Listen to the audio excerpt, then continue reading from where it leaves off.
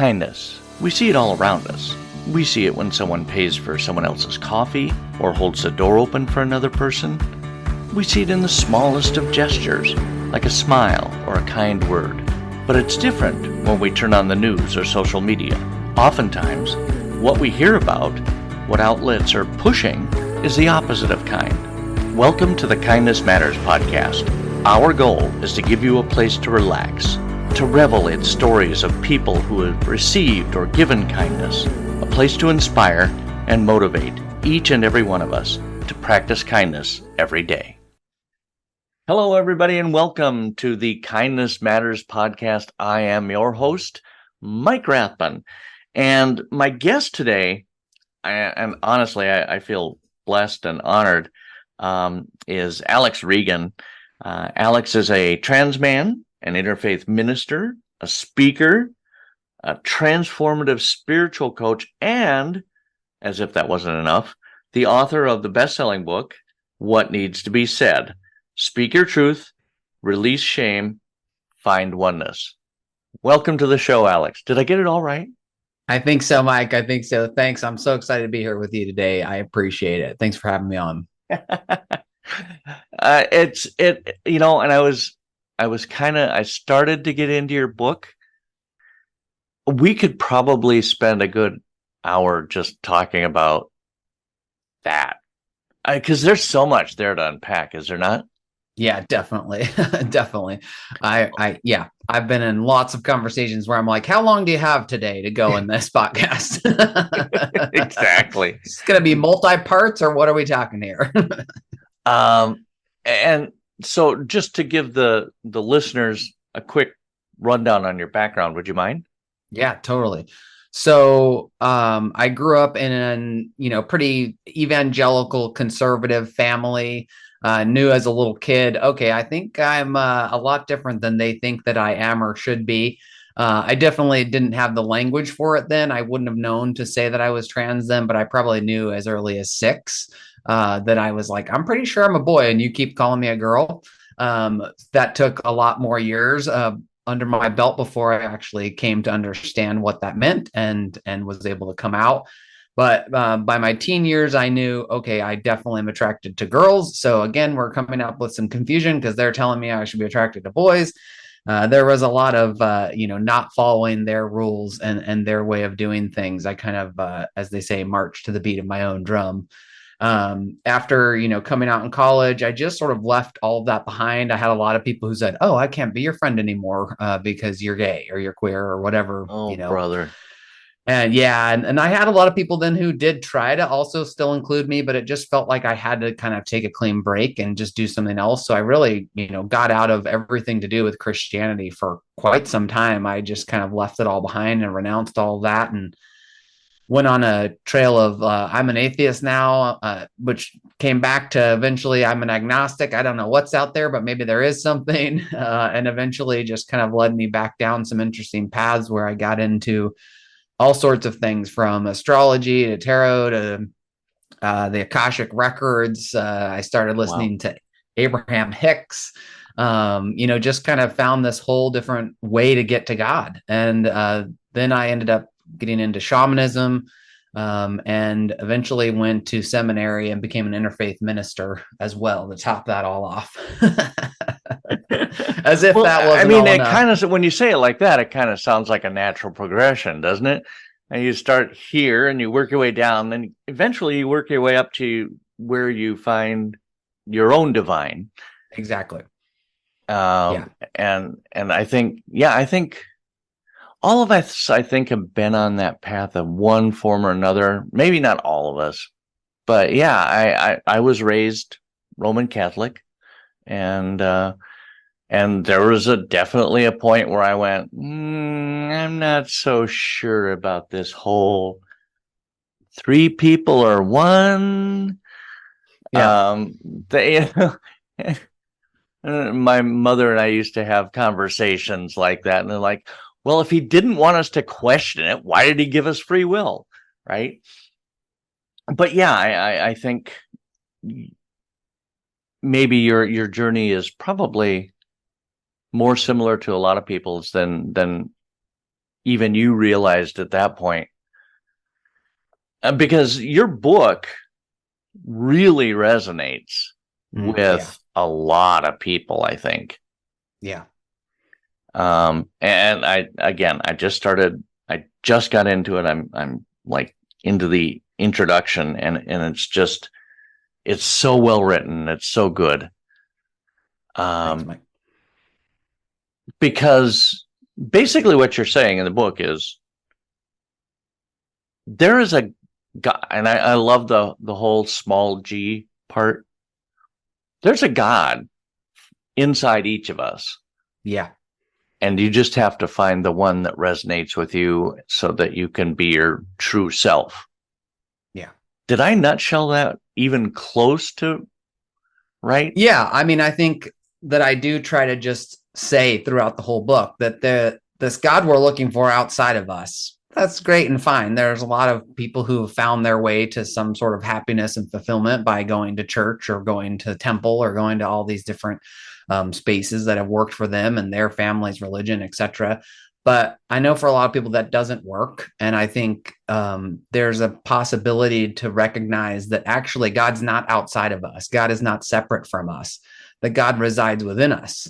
Yeah. And so I kind of coined that to be called the God within, and really tried to that's how I got back in touch with my own connection to the divine by calling it sort of a different name, I guess, in a way, and sort of removing, as you mentioned, I don't ever capitalize God in the book. I always lowercase it. And that helped me to sort of put a new spin on it for my own psyche and my own mind, really, to remove it from what I had known God to be in my upbringing. And for those listening, and you hear that, and maybe your initial reaction is to stop listening, read the book. You will understand, and it will make perfect sense to you. But so I was flipping through the other day, and maybe this is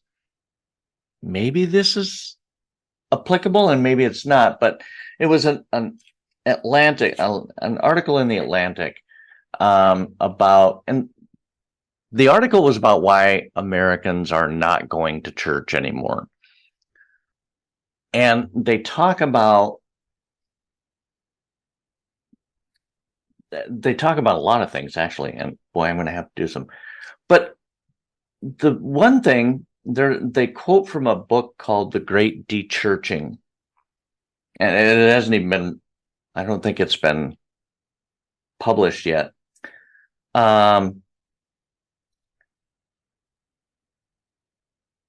And what they found, and yes, that we hear a lot about abuses in the church. Southern Baptist Convention certainly has their share of that, and of course the Roman Catholic Church has their share of that. But that a much larger share of the people surveyed indicated that they left the church for more banal reasons, and that the defining problem driving out most people who leave is just how American life works in the 21st century. And I'm quoting right from the article here. It says, contemporary America simply isn't set up to promote mutuality, care, or common life. Rather, it is designed to maximize individual accomplishment as defined by professional and financial success. And there was even a line in there that I really liked, and apparently I didn't. The problem in front of us is not that we have a healthy, sustainable society that doesn't have room for church. The problem is that many Americans have adopted a way of life that has left us lonely, anxious, and uncertain of how to live in the community with other people. And I think that goes a lot towards this lack of kindness that we see in the world today. Have we just gotten, I mean, certainly COVID didn't help, right? Because we all had to stay away from each other. Yep. Did we, over the period of 1 or 2 years, just go, I hate everybody, and I'm not going to be nice to anybody anymore? I mean, I think in some ways that amplified a larger problem that's been happening for some time now. If you think about who we were, even 100 years ago as a Mm, community, but if you go back further and further than that, we're a people that is built to be in, essentially, we're animals. We're built to live in packs. right. We're built to live in community. We used to live in villages and small towns, and we aren't even built for the information that we're receiving nowadays. We aren't built for immediate tragedy that happened, across the world in South Africa today, or that happened in Australia. We aren't built for that kind of information. When we used to get information, we might not hear about something for weeks that happens, even just a town or two over, because it might have taken that long for the news to, You had to wait pass until the along. Pony Express came to town. Exactly. And so I think part of that has been the growth of, how the internet and everything has taken off exponentially. Our minds have not seen that kind of evolution, right? Our nervous system has not had that kind of evolution. I mean, I think I saw something that was like, we have grown in the last decade more so technologically than we did in the last like 100 or 150 years, like some crazy amount, like combined into just a decade. And unfortunately, our minds are not catching up to that, right? Like, we're not built to just digest and take in basically trauma 24 hours a day, 7 days a week. And Absolutely right. yeah, Yeah, because my wife and I were watching the news the other day, and she's like, "Is it just me, or is like the whole world on fire now?" Because, and you think back, okay, for me, it was watching the news with my parents, and it was the Huntley Brinkley report, or Walter Cronkite. yep, You saw the big stories. You saw, Vietnam, probably, maybe Watergate was in there. You didn't see the story about somebody's house exploded in Mississippi, you know. exactly. Yep.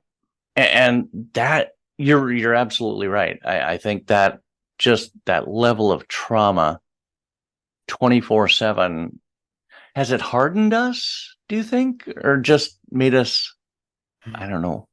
I think it's a combination. I think in a way we've felt like we have to put this armor up. And so it's this perceived hardening where we are kind of like, hey, keep out of my way and I'll keep out of yours. Like, it is this very much like we don't know how to be in community because we don't know how to stomach and really transmute all of this trauma and all the information that we're getting. I always make a joke that, if it was like, if the Titanic was sinking today, we would see it live streamed by someone floating on the like raft, being like, oh my God, this is happening live, and we would just be seeing Yeah, all these people jumping on, like we would watch it live, like we did 9/11, like we did, like, and we're for just sure. we're not built for that. And I think so in turn, we have sort of started to move away from community, thinking that community is causing me more harm or me to hold on to more trauma and pain.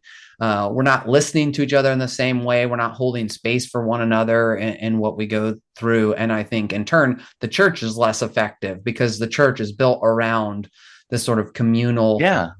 coming together in this community space. And if people are like, hey, this is too much for me, not to mention that churches have gotten, in my experience, they've gotten a lot more political than they ever have been in the past. Yeah. And that's a real shame to see because that space, it doesn't belong there. And it's like no place is safe then from somebody's ideological, ideas. And we Yep. should be able to like safely, be in communion together, and not have, XYZ guy, Yep. knocking us over the head with with whatever his own fears and hatreds are, etc. Oh yeah, for sure. I remember my dad, and my dad was not a big scholar or a deep thinker, but he said to me once, he says, no, he said, don't let a preacher tell you how to vote, and don't let a politician tell you how to pray. Mhm. And I think we blurred that line, and I think we And I think that is to the detriment of all of us, really, because it's made us hardened, and it's plus, when I was growing up, and I don't know how old you are, it doesn't matter, but odds are when you were a young man, you didn't have. Did you always have the internet when you were growing up?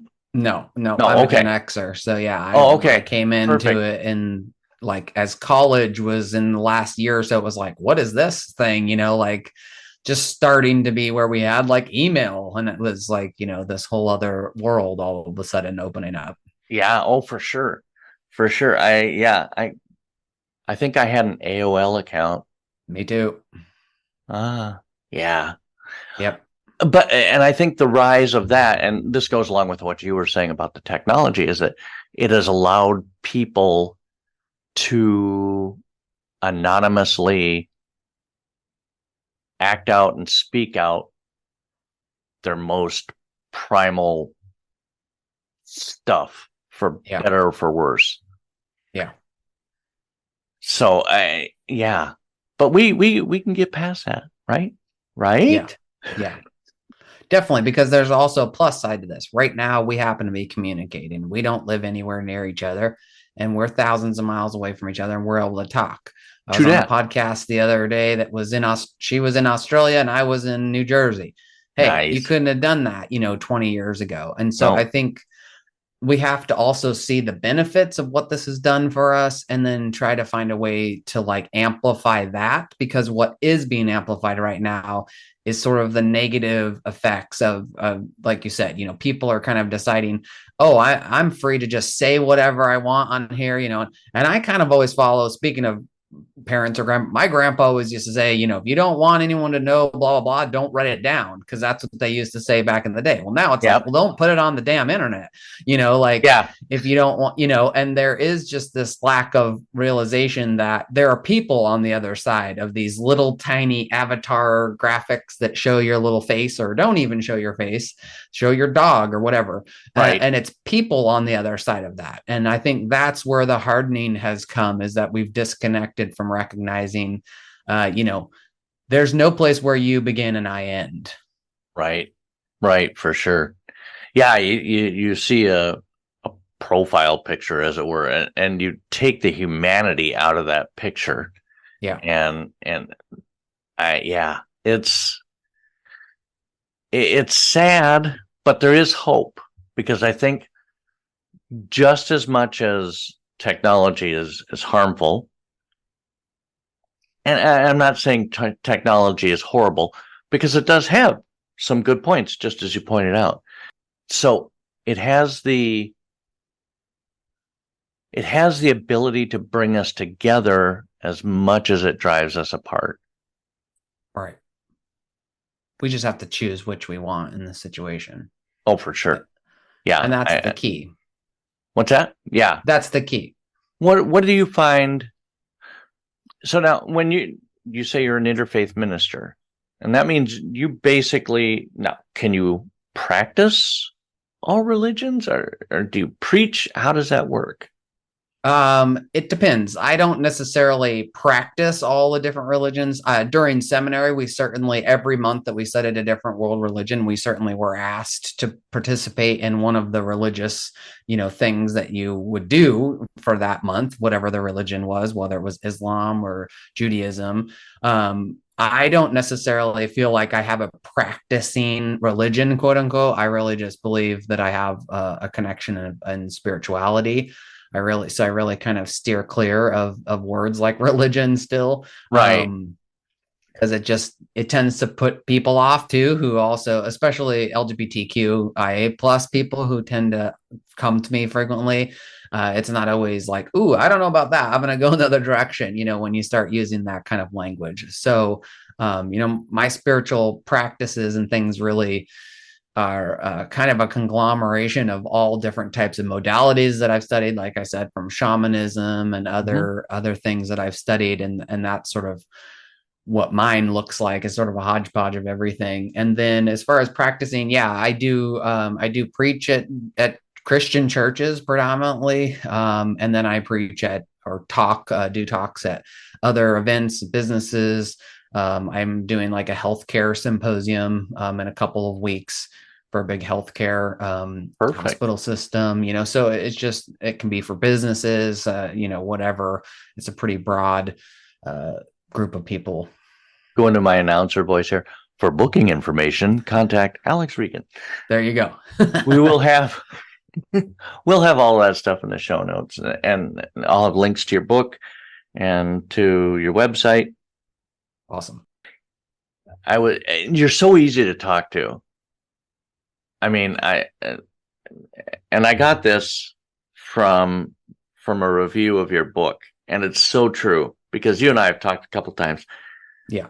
Everyone should have an Alex in their life. Do you know who said that? Yeah, Reverend Barb Hetzel. Yep. And it's true. I mean, you are such you're like the best friend, the best of all my best friends rolled into one, because you're not afraid to say what needs to be said, and you can teach the rest of us how to say what needs to be said. Your book is not so much even just a memoir, it's more of a guide. Yeah. Because you have sections in there that a person reading your book can go through and journal. Yep. Right? Yep. Yeah, I have all kinds of practices. So it's really built on like 3 parts, which is the origin, struggle, and emergence. So in each of those parts, I do talk about my own story, but then I also go into, at the end of each chapter, there's a writing prompt for you to do, for the reader to do. Then at the end of each part, I have a whole section that's basically geared towards, okay, how can you work through things in your own origin? How can you work through things in your own struggles that you've gone through? How can you, advance and move even beyond your own emergence of things? So yeah, it's basically like a self-help book / memoir. So it's kind of a little bit of both. How do you sell that on Amazon? It's like self-help / mental health / Yep. It's like in a whole bunch of different. This weekend, I got up to like number 3 in LGBTQ. Like it was, I don't even know what the topic was. Like I'd never even seen, it was like demographic studies or something. And I was like, okay, I don't even know what that genre is, but I would have stopped at number 3. I think the furthest I've been up with any of my books on Amazon is, I think I was like 1900 worldwide on something or other. I don't know what it was. But yeah, and so I'm like I say, yeah, I would have stopped at number 3 and just all right, call it a win. Take the win. That out. Take the win, Alex. I'll take it. So yeah, as hateful as the world has become, I think we have hope, and if each of us strives to be better people, and one way to be a better person is to read What Needs to Be Said. What Needs to Be Said, Speak Your Truth, Release Shame, and Find Oneness. And that's how you can be a better person. And yeah, thanks so much for being on, Alex. I really, really, really appreciate it. I appreciate your insight. And I hope we can speak again sometime. You got it. I'd love to be back anytime. You just let me know. Thanks for having me so much. I appreciate it. Fantastic. Take care. We'll talk. Sounds good. Full disclosure here. So I was looking at the time, and we were recording on Zoom, Alex and I thought I was running out of time. So if the ending of that episode sounded hurried, it probably was. I promise to have Alex Regan back on the show. We'll discuss all the stuff we want to talk about without rushing. How about that? It was great to have Alex on the show. A lot of great insights from a man who has seen, I'm sure, more than his share of hate, and yet he remains optimistic and hopeful. So I think that's my one takeaway from this entire episode. Thank you so much for joining us on this episode. We will be back again next week with a new episode. And you know the drill. Be that person who roots for others who tells a stranger they look amazing and encourages others to believe in themselves and their dreams. You've been listening to the Kindness Matters podcast. I am your host, Mike Rathbun. Have a fantastic week.